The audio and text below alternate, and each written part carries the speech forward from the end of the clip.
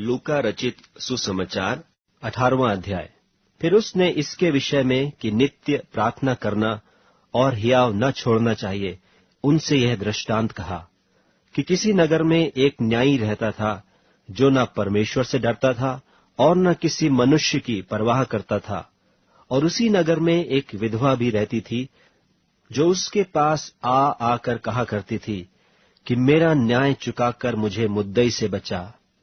उसने कितने समय तक तो न माना, परंतु अंत में मन में विचार कर कहा, यद्यपि मैं न परमेश्वर से डरता और न मनुष्यों की कुछ परवाह करता हूं, तो भी यह विधवा मुझे सताती रहती है, इसलिए मैं उसका न्याय चुकाऊंगा।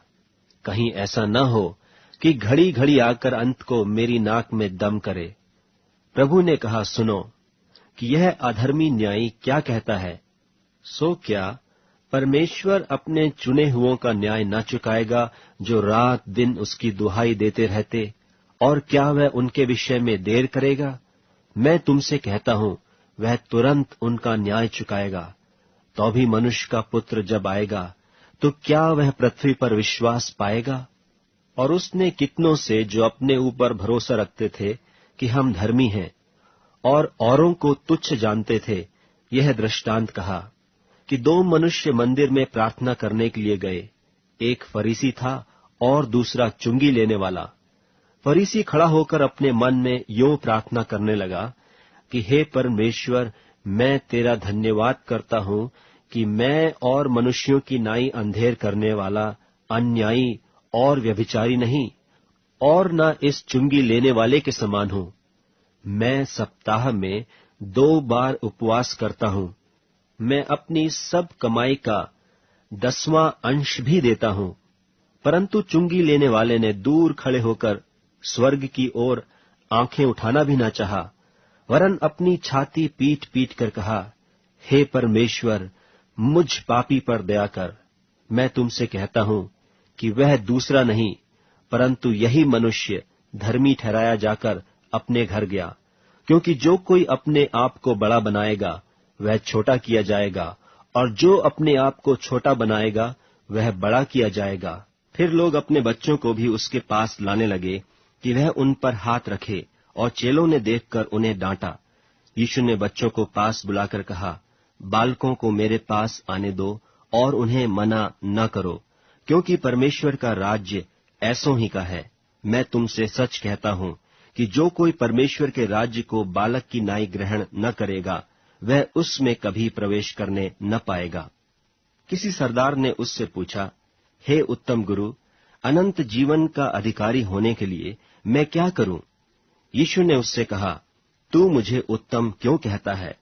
कोई उत्तम नहीं, केवल एक, अर्थात परमेश्वर।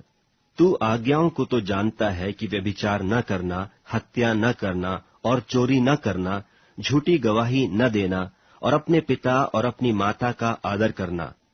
उसने कहा, मैं तो इन सब को लड़कपन ही से मानता आया हूं।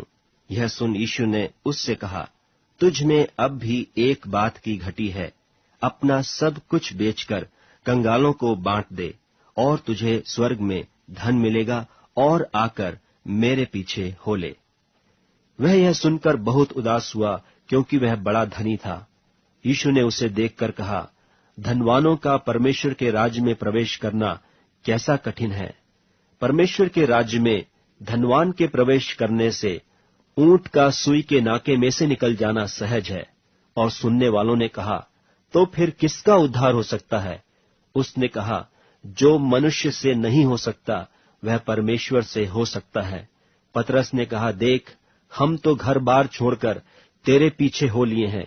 उसने उनसे कहा, मैं तुमसे सच कहता हूं कि ऐसा कोई नहीं जिसने परमेश्वर के राज्य के लिए घर या पत्नी या भाइयों या माता पिता या लड़के बालों को छोड़ दिया हो, और इस समय कई गुणा अधिक न पाए, और परलोक में अनंत जीवन।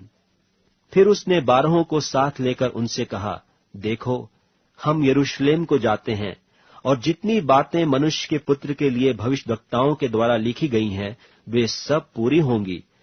क्योंकि वह अन्य जातियों के हाथ में सौंपा जाएगा, और वे उसे ठट्ठों में उड़ाएंगे और उसका अपमान करेंगे और उस पर थूकेंगे, और उसे कोड़े मारेंगे और घात करेंगे, और वह तीसरे दिन जी उठेगा।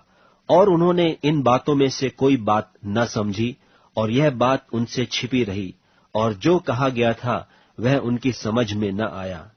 जब वह यरीहो के निकट पहुंचा तो एक अंधा सड़क के किनारे बैठा हुआ भीख मांग रहा था, और वह भीड़ के चलने की आहट सुनकर पूछने लगा, यह क्या हो रहा है? उन्होंने उसको बताया कि यीशु नासरी जा रहा है। तब उसने पुकार के कहा, हे यीशु, दाऊद की संतान, मुझ पर दया कर। जो आगे जाते थे वे उसे डांटने लगे कि चुप रहे, परंतु वह और भी चिल्लाने लगा कि हे दाऊद की संतान, मुझ पर दया कर। तब यीशु ने खड़े होकर आज्ञा दी कि उसे मेरे पास लाओ, और जब वह निकट आया तो उसने उससे यह पूछा, तू क्या चाहता है कि मैं तेरे लिए करूं? उसने कहा, हे प्रभु, यह कि मैं देखने लगूं। यीशु ने उससे कहा, देखने लग, तेरे विश्वास ने तुझे अच्छा कर दिया है। और वह तुरंत देखने लगा, और परमेश्वर की बड़ाई करता हुआ उसके पीछे हो लिया, और सब लोगों ने देखकर परमेश्वर की स्तुति की।